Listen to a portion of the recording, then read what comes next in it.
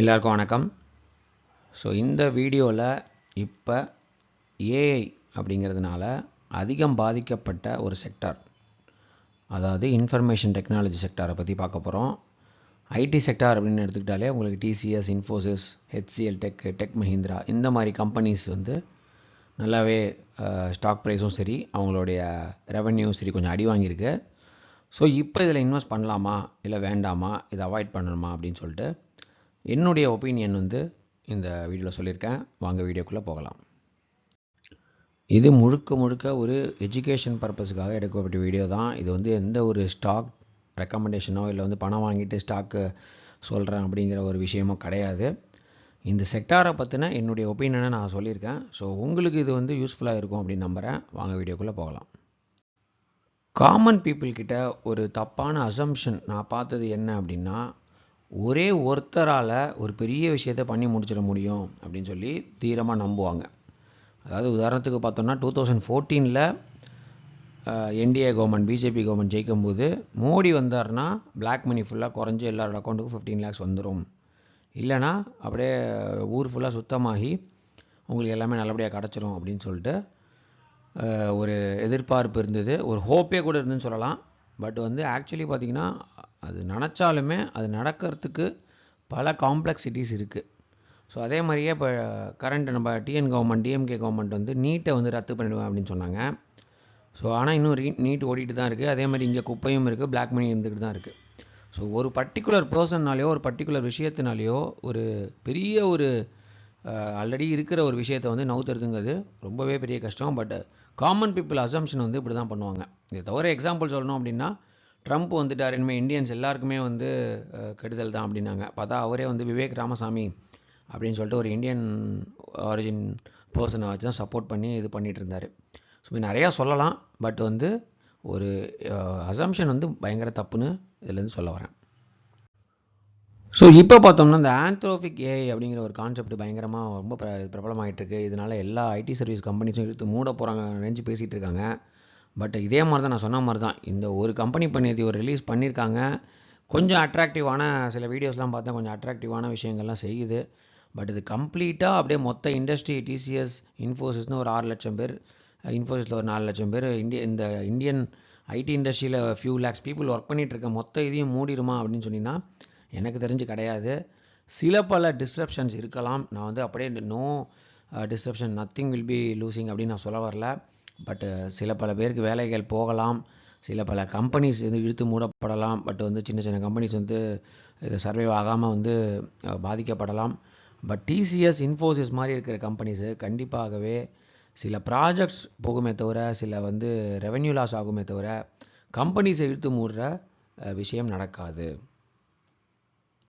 ஏன் அப்படின்னு கேட்டிங்கன்னா, நேத்திக்கு ஒரு ரிலீஸ் பண்ணியிருக்காங்க இந்த ஆந்த்ரோபிக் ஏஐ வந்து. பட் ஐடி சர்வீஸோட டொமைன்ஸ் அண்ட் வெர்டிகல்ஸ் பார்த்தோம் அப்படின்னா பிஎஃப்எஸ்ஐ இருக்குது, retail, consumer, telecom, media, healthcare, manufacturing, energy and government services இருக்குது. இது எல்லாத்துலேயும் நிறைய கான்ட்ராக்ட்ஸ் இருக்கும். இந்த மாதிரி வந்து செக்யூரிட்டிஸ் நீங்கள் ப்ரொவைட் பண்ணோம், இந்த டேட்டாவை நீங்கள் எங்கேயும் ஷேர் பண்ணக்கூடாது, இந்த மாதிரிலாம் இது வரும்.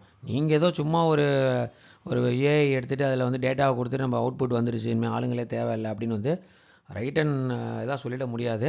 பட் வந்து இந்த மாதிரி விஷயங்கள் நான் சொன்ன மாதிரியே இப்போ வந்து ஸ்வச்ச பாரத் அப்படின்னு கொண்டு வந்துட்டால் உடனே எல்லோரும் குப்பையை எடுத்து இதில் போட்டு அப்படியே கரெக்ட் பண்ணி எல்லாம் இது பண்ண போகிறதில்ல. அதுக்குன்னு முனிசிபாலிட்டிஸ் ஒர்க் அவுட் பண்ணணும், கவுன்சிலர்ஸ் அதுக்கான இந்த இதை ப்ரொவைட் பண்ணணும், அண்ட் மக்களும் கரெக்டான விஷயங்கள் பண்ணணும். இந்த மாதிரி எல்லாம் நடந்தால் தான் அந்த பர்டிகுலர் விஷயம் நடக்கும்.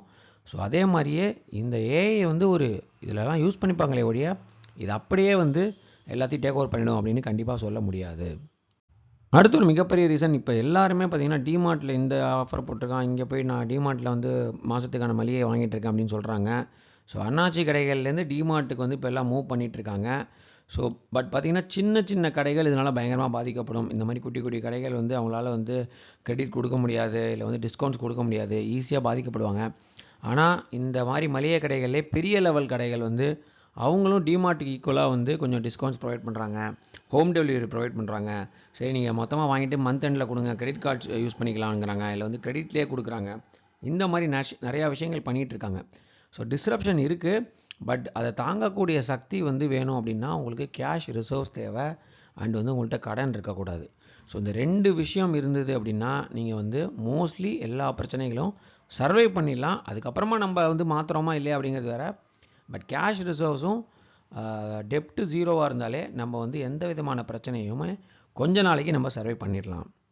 நான் இந்தியாவில் இருக்கிற டாப் 7 கேஷ் ரிச் கம்பெனிஸ் என்னென்ன அப்படின்னு சர்ச் பண்ணேன். அதில் ஃபஸ்ட்டு இருக்கிறது டிசிஎஸ். கிட்டத்தட்ட 1,00,000 கோடிக்கு மேலே கேஷ் வச்சுருக்காங்க. அடுத்து தேர்ட் பாயிண்டில் இருக்கிறது வந்து இன்ஃபோசிஸ். அவங்க ஒரு 80,000 கோடி வச்சுருக்காங்க. 6வது பொசிஷன் வந்து ஹெச்சிஎல். அவங்க வந்து ஒரு 70,000 கோடி வச்சுருக்காங்க கேஷ். ஸோ டாப் 7ல் 3 கம்பெனி வந்து ஐடி கம்பெனிஸாக இருக்குது. அண்ட் வந்து கேஷ் எக்கச்சக்கமாக வச்சுருக்காங்க. உதாரணத்துக்கு அவங்களுக்கு ஒரு மாதம் 2 மாதம் எந்த ப்ராஜெக்ட்டுமே இல்லை இந்த ஏஐனால் இருந்தால் கூட அவங்க டீம் வந்து ஆன்ஷோரில் இந்த மாதிரிலாம் டிப்ளாய் பண்ணியிருப்பாங்க. அவங்க வந்து கிளைண்ட்டிகிட்ட நான் சொன்ன மாதிரி இப்போ சரி நம்ம அண்ணாச்சி கடையில் வாங்க வேணாம், மேகி 10 ரூபா இருக்குது, நம்ம டிமார்ட்டில் 8 ரூபா அப்படின்னு சொல்லிட்டு உடனே போகிற கதை கிடையாதுங்க. கான்ட்ராக்ட்ஸ் இருக்கும், கம்ப்ளைண்ட்ஸ் இருக்கும், லீகல் இருக்கும். எல்லாத்தையுமே வந்து ஒரு அனலைஸ் பண்ணி உட்காந்து பேசி முடிவெடுப்பாங்க. சரி நாங்கள் வந்து காஸ்ட் கட் பண்ணிக்கிறோம், இங்கே 100 பேர் டிப்ளாய் பண்ணியிருக்கோம், நான் 80 பீப்புளுக்கு வந்து டிப்ளாய் பண்ணிக்கிறோம், 20 பேர் நாங்கள் எடுத்துடுறோம், வேறு ப்ராஜெக்டில் போட்டுக்கிறோம் அப்படின்னு சொல்லுவாங்களே ஒழிய சரி நீ வேணாமா நான் ஏஐக்கு போய்க்கிறேன் அப்படிங்கிற சொல்கிற கதை இங்கே கிடையாது. அடுத்து நான் ஐடி மேலே பெட் பண்ணக்கூடிய ஒரு முக்கியமான விஷயம் என்ன அப்படின்னு கேட்டிங்கன்னா, backbone of Indian economy வந்து ஐடி பீப்புள் தான். நீங்கள் என்ன தான் அடித்தாலுமே அவங்க வந்து ஒரு ஹோம் லோன் வச்சுருப்பாங்க. எஸ்பெஷலி பெங்களூர் இல்லை வந்து மும்பை இந்த மாதிரி ஹை ப்ரீமியம் இடத்துல வந்து 1.5 crores 1.6 crores அசால்ட்டாக ஃப்ளாட் புக் பண்ணி, நான் லேண்டு கூட இல்லை ஃப்ளாட் சொல்கிறேன், ஃப்ளாட் புக் பண்ணி இஎம்ஐயில் ஓடிட்டுருப்பாங்க. அதே மாதிரி அந்த நீங்கள் ஒரு கேட்டட் கம்யூனிட்டியில் போயிட்டீங்கனாலே உங்களுக்கு வந்து கார் தேவைப்படும். அவங்க பையன் சொல்லுவார், பக்கத்து வீட்டு பையன் கார் வச்சுருக்காங்க, அவங்க அப்பா நீங்கள் கார் இல்லாமல் உடனே ஒரு கார் லோன் போடுவாங்க. சரின்னு சொல்லிட்டு ஒரு ட்ராவல் பண்ணணும், ஒரு ஃபாரின் போகணும், ஒரு பர்சனல் லோன் போடுவாங்க, கிரெடிட் கார்டு ஸ்வைப் பண்ணுவாங்க, ஸ்விக்கி ஜொமேட்டோ ஆர்டர் பண்ணுவாங்க. இந்த மாதிரி backbone of the Indian எக்கானமியில் ஒரு பெரும் பங்கு வந்து இந்த ஐடி எம்ப்ளாயிஸ்க்கு இருக்குது. எஸ்பெஷலி இப்போ உள்ள ஜென்சீட் வந்து நல்லாவே பயங்கரமாக அவங்க ஸ்பெண்ட் பண்ணுறாங்க. போன ஜென்ரேஷனோட நல்லாவே அவங்க வந்து எக்கானமியில் பார்ட்டிசிபேட் பண்ணுறாங்க. ஸோ இது வந்து ஐடி பாதிச்சுது அப்படின்னா கண்டிப்பாகவே இந்தியன் எக்கானமியே பாதிக்கப்படும். கொஞ்சம் முன்னாடி சொன்ன மாதிரியே இன்கேஸ் லே ஆஃப் ஆச்சு அப்படின்னா ஹோம் லோன் டிஃபால்ட்ஸ் அதிகரிக்கும். So home loan companies LIC housing ஃபினான்ஸாக இருக்கட்டும், இல்லை வந்து எஸ்பிஐ ஹோம் லோன், இந்த மாதிரி நிறையா ஹோம் லோன்ஸ் வந்து பாதிக்கப்படும். கார் லோன் பாதிக்கப்படும். And MF mutual fund SIP cancel ஆகும். ட்ரேடிங் வந்து ஸ்டாப் ஆகும். கிரெடிட் கார்டில் யாரும் ஸ்பெண்ட் பண்ண மாட்டாங்க. எஸ்பெஷலி ரொம்ப இந்த மாதிரி ரொம்ப பிளாக் மணி வச்சு இருக்கிற ரியல் எஸ்டேட்டை யாரும் வாங்க மாட்டாங்க. ஸோ பிளாக் மணி முதலைகளும் பாதிக்கப்படுவாங்க. ஸோ இதெல்லாமே அதே முக்கியமான சொல்லவே மறந்துட்டேன். இந்த மாதிரி கவர்மெண்ட் வந்து இப்போ வந்து பார்த்திங்கன்னா மகாராஷ்டிரா, மத்திய பிரதேஷ் இந்த மாதிரி இதில் பிஜேபி கவர்மெண்ட்லாம் பார்த்திங்கன்னா ஃப்ரீபீஸ் நிறையா கொடுத்துட்ருக்காங்க. 2000-3000 ரூபா லேடிஸ்க்கெல்லாம் கொடுத்துட்ருக்காங்க. லாட்லி பெஹன் யோஜனா அந்த மாதிரி. இந்த மாதிரி விஷயங்களுக்கு வந்து பணம் வந்து ஸ்டாப் ஆகும். ஸோ கண்டிப்பாகவே கவர்மெண்ட் மேலே ஆட்டோமேட்டிக்காக ஒரு ப்ரெஷர் வரும். கண்டிப்பாக அந்த மாதிரி ஆக விட மாட்டாங்க. என்னுடைய இன்வெஸ்டிங் ஸ்டைல் பார்த்திங்கன்னா 2022லேருந்து நான் இந்த சேனல் ரன் பண்ணிகிட்ருக்கேன். என்னுடைய இன்வெஸ்டிங் ஸ்டைல் வந்து நல்ல கம்பெனிஸ் வந்து எப்போயாவது நல்லா டவுனாக இருந்தது, நல்ல ஃபண்டமெண்டலி வெரி குட் கம்பெனிஸ் ஒரு பிரச்சனையால் பாதிக்கப்பட்டு டெம்பரரியாக பாதிக்கப்பட்டு திருப்பி மேலே எழும்பும் அப்படின்னு நம்பிக்கைக்கூடிய கம்பெனி தான் வந்து நான் மோஸ்ட்லி இன்வெஸ்ட் பண்ணுவேன். அண்ட் அந்த மாதிரி ஃபண்ட்ஸில் தான் நான் இன்வெஸ்ட் பண்ணுவேன், மியூச்சுவல் ஃபண்ட்ஸ்லையும் சரி. ஸோ ஆல்ரெடி ஹெச்டிஎஃப்சி பேங்க்கு, ஹெச்டிஎஃப்சி லைஃப், மகாநகர் கேஸ் இந்த மாதிரி கம்பெனிஸ் அனலைஸ் பண்ணி நான் வீடியோ போட்டிருக்கேன், இன்வெஸ்ட்டும் பண்ணியிருக்கேன், பப்ளிக்காக சொல்லியிருக்கேன். ஸோ அதோடைய பிளேலிஸ்ட் வந்து கமெண்ட் செக்ஷனில் இருக்குது, டிஸ்கிரிப்ஷன்லேயும் இருக்குது, நீங்கள் பார்க்கலாம். ஏன் இப்போ வந்து நான் இந்த செக்டாரை வந்து நான் ப்ரிஃபர் பண்ணுறேன் அப்படின்னு உங்களுக்கு ஒரு ஐடியா கிடைக்கும். இந்த ஐடி செக்டாரில் என்னுடைய இன்வெஸ்ட்மெண்ட் திசிஸ் தான். நான் வந்து ஐடி ஃபண்ட்ஸ் அண்ட் ஸ்டாக்ஸ் வந்து கொஞ்சம் கொஞ்சமாக 2025 ஆகஸ்ட்லேருந்து வாங்கிட்டுருக்கேன். 2025 ஆகஸ்ட்னால் கிட்டத்தட்ட ஒரு 6 மாதமாக வாங்கிட்டுருக்கேன். என்னுடைய ஆவரேஜ் நான் வந்து 3200 300லேருந்து வாங்க ஆரம்பித்தேன் TCS. And I bought it until 2900. So 3150 வந்து என்னுடைய ஆவரேஜாக இருக்குது. டிசிஎஸ் தவிர டெக்னாலஜி ஃபண்ட்ஸும் நான் கொஞ்சம் ஹோல்ட் பண்ணுறேன். மியூச்சுவல் ஃபண்டாக கொஞ்சம் யூனிட்ஸ் ஹோல்ட் பண்ணுறேன். இப்போ இன்கேஸ் இப்போ என்கிட்ட அமௌண்ட் இருந்தது அப்படின்னா I am planning to add more. So தான் என்னோடய இன்வெஸ்ட்மெண்ட் திசிஸ். ஸோ என்னுடைய மெயின் இதில் வந்து நான் ஏன் இதில் ரொம்ப இப்போ லாங்காக இருக்கேன் அப்படின்னா, ஒரு 12-15 மாதத்தில் இன்கேஸ் நான் பணமே பண்ணலை, 3000லே டிசிஎஸ் இருக்குது அப்படின்னா கூட சான்சஸ் ஆஃப் லூசிங் மணி வந்து ரொம்ப கம்மி.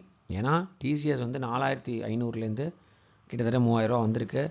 நான் வச்சுருக்கிற மியூச்சுவல் ஃபண்ட்ஸும் சரி 15.5 16 கிட்ட போச்சு. இப்போ ஆனால் 12.8 12.9 தான் இருக்குது. அதுவுமே 20-25% வந்து இறங்கி கிடக்கு. ஸோ இதுலேருந்து கீழே போகிறதுக்கான வாய்ப்புகள் வந்து இருக்குது, ஆனால் வந்து ரொம்ப குறைவு. கீழே போனாலும் நான் கொஞ்சம் கொஞ்சமாக ஆவரேஜ் பண்ணுவேன். ஸோ 3300 நான் டிசிஎஸ் வாங்க ஆரம்பிச்சேன்னு சொன்னேன்.